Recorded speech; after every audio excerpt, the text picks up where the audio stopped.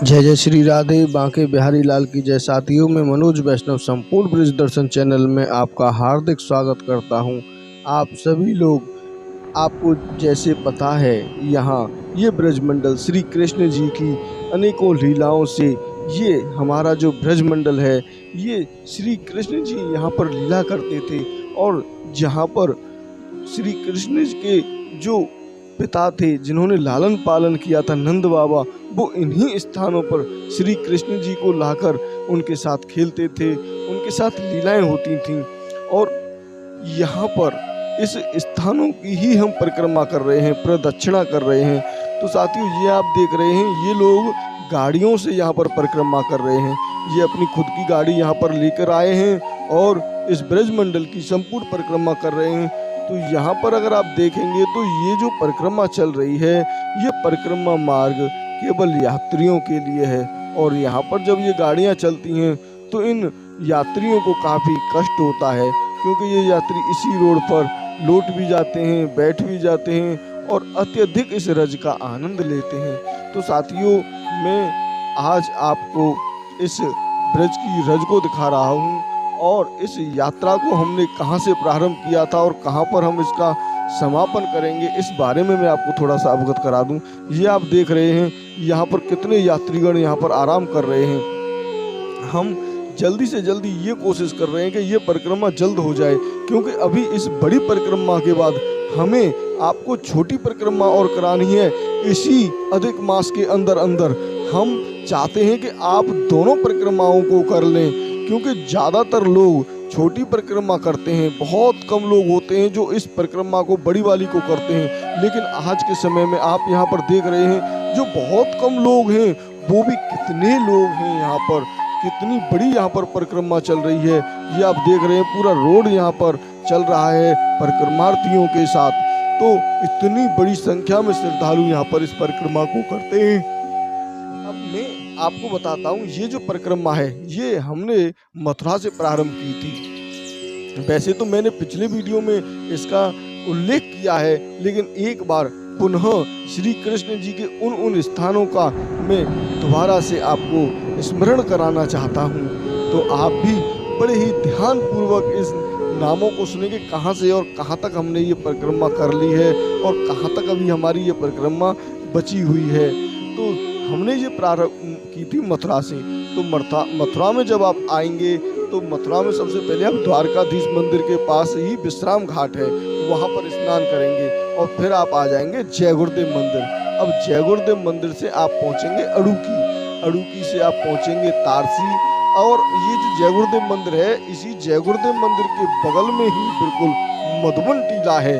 और मधुबन टीले का हमने वीडियो डाल दिया है। हमने मधुबन टीले के 2-3 वीडियो डाले हैं, जिसमें से आप देख सकते हैं। तो जय गुरुदेव मंदिर से आप चलेंगे तो फिर पहुंचेंगे आप मोहनपुर अड़ूकी जो स्थान है, ये हमारे टाउनशिप पड़ता है, एक स्थान जिसको रिफाइनरी नगर के बराबर में ही पड़ती है वो स्थान। उस स्थान से आप आगे बढ़ सकते हैं और उसके बाद आप पहुंचेंगे तारसी।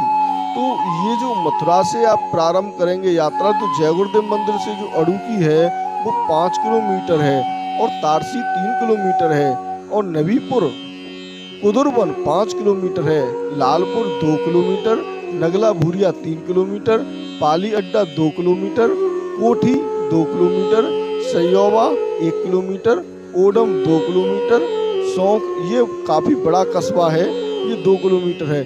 सौंक से बचगांव 3 किलोमीटर और बचगांव से कौंथरा ये है 6 किलोमीटर और सोबई खेड़ा है 3 किलोमीटर, नगला दादू 3 किलोमीटर। फिर हम आ जाएंगे यहाँ से राजस्थान की सीमा में।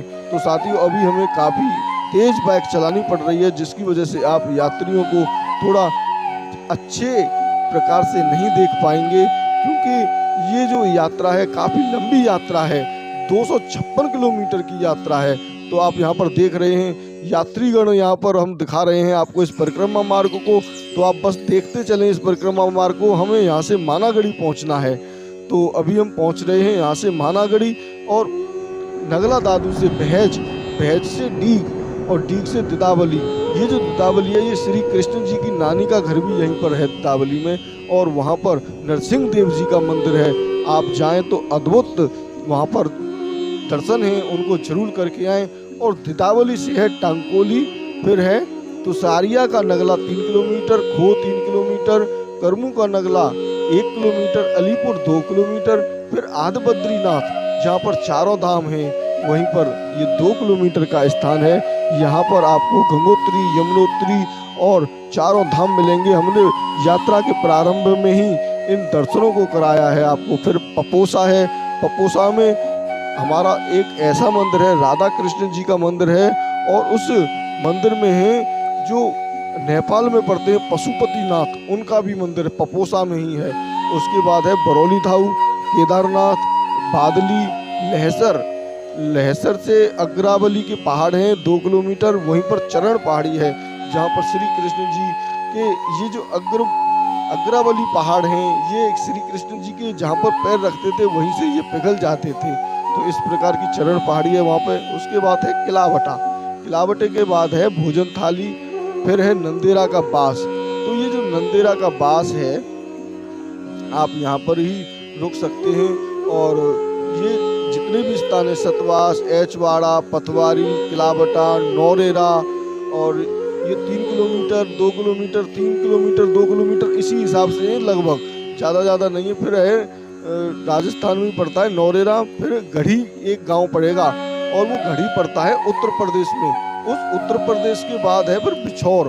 तो आप यहाँ पर नौरेरा रुक सकते हैं क्योंकि इस नौरेरा के बाद ये आपको गढ़ी और बिछौर, नीमका और डांडका 3 गांव पड़ेंगे जो कि मुस्लिमों के गांव हैं। अगर आप उनमें रुकना चाहें तो वहाँ पर भी रुक सकते हैं। कुछ मुस्लिम भाई हैं जो आपको रोक सकते हैं, लेकिन ज़्यादातर हिंदू भाई उनके घर नहीं रुकते हैं, उनके घर पानी भी नहीं पीते हैं। तो आप अपने हिसाब से देखकर बिछौर से ही आप ये नौरेरा में आप रुक जाएंगे। नौरेरा से फिर आप गढ़ी, बिछौर, नीमका, डांडका, और डांडका के बाद सीधा आएगा फिर सौंद। सौंद ही फिर हिंदुओं का गांव है, वहाँ पर आपकी रुकने की संपूर्ण व्यवस्था है। फिर उसके बाद आएगा बंचारी और डकोरा। डकोरा के बाद आएगा भरौली, खामी, लीखई, और लीखई के बाद हसनपुर। तो साथियों अभी हमने जो पिछले वीडियो दिखाए हैं ये हसनपुर के आपको दिखाए हैं। यहीं से जमुना पार हम मारक करेंगे उत्तर प्रदेश में, और हसनपुर है हमारा हरियाणा में। उसके बाद है जैंतपुरा, और जैंतपुरा से ये जो अब यात्रा चल रही है ये मानागढ़ी के लिए जा रही है। तो अभी हम मानागढ़ी पहुंच रहे हैं। यहाँ पर आप देख रहे हैं कितने टेंट यहाँ पर यात्रियों की सुविधा के लिए लगा रखे हैं। यहाँ पर किसी भी प्रकार की कोई भी दिक्कत नहीं है। और आप ये देख रहे हैं परिक्रमा का कितना बड़ा सैलाब है। अब जो हमारी यात्रा बची हुई है, अब ये मानागढ़ी से हम आगे बढ़ेंगे। तो आगे मैं आपको अब जल्दी बता देता हूँ क्योंकि समय हमारे पास इतना ज़्यादा नहीं है, क्योंकि हमें एक कथा भी इसमें आपको बतानी है। इसके बाद में मानागढ़ी आएगा, भौमरोला आएगा, भौमरोला से कटेलिया आएगी, फिर आएगी भूतगढ़ी, भूतगढ़ी के बाद आएगा बाजना, और बाजना के बाद है पारसौली, सालका, बरौठ। और ये जो बरौठ है ना साथियों, यहाँ से हमने मोटरसाइकिल निकाली है एक ऐसे रास्ते पर होकर जहाँ पर केवल एक आदमी पैर रखकर ही चल सकता है। वहाँ पर एक ऐसा पट्टा बिछा हुआ था, वहाँ से हमने मोटरसाइकिल को निकाल तो लिया, लेकिन उसके बाद हमने काफ़ी संघर्ष के बाद आपको यात्रा कराने के लिए हमने बहुत संघर्ष किया है, और एक स्थान को दिखाने के लिए हमने काफ़ी मेहनत की है। तो आप लोग इस वीडियो को जरूर शेयर करना, जिससे कि वो लोग भी देख सकें इस परिक्रमा मार्ग को, कहाँ होकर हमारी ब्रज 84 कोस की यात्रा लगती है। तो साथियों बरौठ, और बरौठ के बाद आएगा पिथौरा, पिथौरा से आएगा मीरपुर, सुल्तानपुर, और फिर आ जाएगा सुरीर। सुरीर के बाद आएगी यहाँ पर परसौती गढ़ी, टेंटी गांव, और टेंटी गांव से ये यात्रा मुड़ जाती है। टेंटी गांव से सीधा रोड जा रहा है माठ के लिए, जहाँ पर भद्रवन और एक और ऐसा स्थान है श्री कृष्ण जी की, जहाँ पर ऐसी लीला हुई थी, ब्रह्मा जी ने श्री कृष्ण जी का विवाह करवाया था, वो है भांडीरवन, और वहीं पर है बंसीबट। तो आपको उधर नहीं जाना है, आप उसको टेंटी गांव से मुड़क जाएंगे हिंडौन की तरफ। हिंडौन के बाद आएगा फिर नसीटी, फिर उसके बाद आएगा हुलासी की गढ़ी, फिर आएगा उमरारो, उसके बाद आएगा सीताराम, जीवनलाल, नगला, हरदयाल, नगला बरीका, नगला जीवनलाल, नगला ये जाबरा आएगा, फिर नगला बरीका जाबरा है। उसके बाद आएगा पपरेला, और फिर है एक कसरा, और सुकनगढ़, सरदारगढ़, ईश्वर का नगला, थाना मरेव आएगा। और उसके बाद आ जाएगा साथियों राया। ज़्यादातर लोग बहुत हैं जो राय से भी परिक्रमा प्रारंभ करते हैं और बलदेव से भी यात्रा प्रारंभ करते हैं। उसके बाद आएगा स्यारा, स्यारा के बाद आएगी हवेली, कारब, बंदी। अब साथियों ये जो बंदी है, यहाँ पर बंदी आनंदी का मंदिर है, और इस बंदी आनंदी के मंदिर में आप लोग जरूर जाएं, क्योंकि यहाँ पर अगर किसी की आंखों में समस्या होती है, ये देखें आप, कितना बड़ा भक्तों का सैलाब आप यहाँ पर देख रहे हैं। ये देखिए, ये जो हमारा कैमरामैन है, ये सभी भक्तों की वीडियो इस प्रकार से ले रहा है, पीछे कर कर के ले रहा है, जिससे आपको संपूर्ण रूप से भक्तों का दृश्य दिखाई दे सके। तो ये बंदी है। बंदी के बाद फिर आएगा बलदेव, दाऊजी, हथौड़ा। और साथियों अभी मैं बंदी की बात बता रहा था, यहाँ पर बंदी में अगर कोई भी माता बहनें ऐसी हों जिनके पुत्र न हो, तो वो बंदी आनंदी माता उनको पुत्र की प्राप्ति करवाती हैं। और अगर किसी की जीभ में भी दिक्कत हो, जो लड़खड़ाता हो, ढंग से बोल न पा रहा हो, तो वो वहाँ पर ऐसा साक्षात दर्शन है कि माता के पैरों में से जल निकलता है। उस जल से जो व्यक्ति अपनी जीभ पर या आंखों पर लगा ले तो उसकी जीभ भी सही हो जाती है, और आंख अगर किसी की टेढ़ी हो तो वो सीधी भी हो जाती है। इस प्रकार का बंदी आनंदी मंदिर है, बहुत ही अद्भुत। उसका वीडियो हमने डाल रखा है, आप देख सकते हैं। उस बलदेव के बाद आएगा हथौड़ा, नूरपुर, ऊंठा का नगला, फिर चिंताहरण महादेव, ब्रह्मांड घाट, और गोकुल, पुराना, और उखल बंदल, रमण रेती, जमुना पार कोयला घाट के माध्यम से होगी। फिर रांची आ जाएगा, फिर आ जाएगा गोपालपुरा, और फिर हमारी यात्रा हो जाएगी समाप्त। तो हमारी जो यात्रा समापन होगी वो उसी स्थान पर होगी जहाँ से हमने गोपालपुरा, जिसको टाउनशिप कहते हैं, वहाँ से हमने इस यात्रा को प्रारंभ किया था। तो साथियों अब मैं आपको इस स्थान के बारे में थोड़ा सा और आपको बताता हूँ। जो ये हमारा ब्रज स्थान है, ये किस प्रकार से यहाँ पर बना। ये हमारा पहले जो ब्रज स्थान था द्वापर काल में, ये बटेश्वर तक था। बटेश्वर जो श्री कृष्ण जी का असली गांव है। ज्यादातर लोगों को ये नहीं पता है कि श्री कृष्ण का गांव कौन सा है। अगर हम किसी भी व्यक्ति को पूछें कि भैया श्री कृष्ण का गांव कौन सा है, तो साथियों ये आ चुके हैं मानागढ़ी। और यहाँ पर ये जो दर्शन कर रहे हैं, ये आप मानागढ़ी में मन कामेश्वर मंदिर के दर्शन कर रहे हैं। बहुत ही अद्भुत दर्शन है, बहुत बड़ा इस मंदिर का प्रांगण है। यहाँ पर यात्री लोग आके बहुत ही आनंददायक से यहाँ पर आराम करते हैं और ये कराते हैं। अब हम आपको मन कामेश्वर के मंदिर, ये देखें, ये है मन कामेश्वर जी। कितने अद्भुत दर्शन आप यहाँ पर मन कामेश्वर के कर रहे हैं। अभी हम यहाँ से थोड़ा सा और आगे चलेंगे, और क्योंकि ये जो स्थान है इससे थोड़ा सा आगे चल के ही बाजना आएगा, तो आगे का जो हमारा पाठ होगा वो मानागढ़ी से बाजने का होगा। तो अभी हम चलते हैं, थोड़ा सा आपको और यात्रीगण दिखाते हैं। तो ये जो इसकी सीमा थी बटेश्वर की, बटेश्वर तक था, जिसमें आगरा भी शामिल होता था उस समय पर। लेकिन अब ये परिक्रमा हो गई है काफ़ी छोटी, अब ये 256 किलोमीटर की रह गई है। वैसे तो एक दोहा है, और ये दोहा हमें मिलता है कई पुराणों में, गर्ग संहिता में भी कहा गया है। और यहाँ पर ये जो दोहा है वो इस प्रकार से है, इत बरहद इत सोनहद्र उत सूरसेन को गांव, ब्रज 84 कोस में मथुरा मंडल माहे। तो उक्त दोहे से ये स्पष्ट होता है कि ब्रज की जो सीमा है, एक ओर बर और दूसरी ओर सोनहद्र और तीसरी ओर सूरसेन का गांव बटेश्वर मानी गई है। बर नामक स्थान अलीगढ़ जिले में है, जो ब्रजमंडल के पूर्वोत्तर में स्थित है, और सोनहद्र वर्तमान में हरियाणा प्रदेश के गुड़गांव जिले में स्थित है, जो ब्रज मंडल के उत्तर पश्चिम कोने में स्थित है। इसी का प्राचीन नाम सोनितपुर था। सूरसेन का गांव वहाँ तहसील का बटेश्वर नामक गांव है। इन्हीं स्थलियों के मध्य में ये ब्रजमंडल कहा गया है। तो साथियों ये जो सूरसेन जी का गांव है, सूरसेन थे वसुदेव जी के पिताजी, और उनकी राजधानी थी बटेश्वर। वहाँ पर 101 शिवलिंग है, और 101 शिवलिंगों में जितने भी वहाँ पर थे सभी के हमने आपको दर्शन कराए हैं उस वीडियो में। वो वीडियो हमारा लगभग 8 महीने पहले हमने वो बनाया था। सूरसेन जी के गांव में गए थे, एक व्यक्ति ने हमसे पूछा कि श्री कृष्ण जी का गांव कौन सा है, तब हमने उसको बताया कि बटेश्वर। तो उसने हमें कई सवाल पूछे, तो उन सवालों के रहस्यों को निकालने के लिए फिर हम चल दिए बटेश्वर में और वहाँ से उन सवालों को निकाल के लाए थे। उसने बताया था कि वहाँ पर कंस का कारागार भी है।